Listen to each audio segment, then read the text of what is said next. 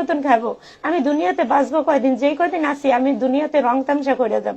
আর আমি কোনো মহিলা একবার ইউজ করলে দ্বিতীয়বার আমি ইউজ করতে চাই না। আর এই যে দেখেন একটা হুজুর, সে দাঁড়িয়ে রাখছে, মনে হয় যে সে একটা পাক্কা হুজুর, আসলে কথায় কথায় সে মিথ্যা কথা বলে। সে কোরআন শরীফের ভিতরে গাঞ্জা রাখে প্রতিদিন সকালবেলা। আমি যদি কোরআন শরীফ পড়তে যাই, যাই দেখি গাঞ্জা। ওই গাঞ্জা সে জানলা দিয়া ফালা দিয়া কয় কই গাঞ্জা। সে প্রতি রাত্রে সারা রাত্রে বসে বসে গাঞ্জা খায়। রমজান মাসে গাঁজা খাইলে নাকি কোনো কিছু হয় না, সে ভাত না খাইলে সিগারেট, গাঞ্জা, মদ এগুলা খাইতে পারবে, এগুলা খাইলে রমজান নষ্ট হয় না বলে। বিভিন্ন মেয়ে নিয়ে একদিন সকালে একদিন বিকালে, কোনোদিন 15 বছরের মেয়ে, কোনোদিন 30 বছরের মহিলা, এগুলা নিয়ে ফার্মেসি থেকে বিভিন্ন জায়গায় যায়। আমার বাসার সবাই এসে বিচার দেয় যে তোমার এই মোল্লা স্বামী বিভিন্ন মহিলা নিয়ে তোমার ঘরে একদিন বাজার আনে না, আর মহিলারে কাপড় চোপড় কিনে দেয়, বাজার কিনে দেয়, এরকম রিক্সায় প্রতিদিন যায়।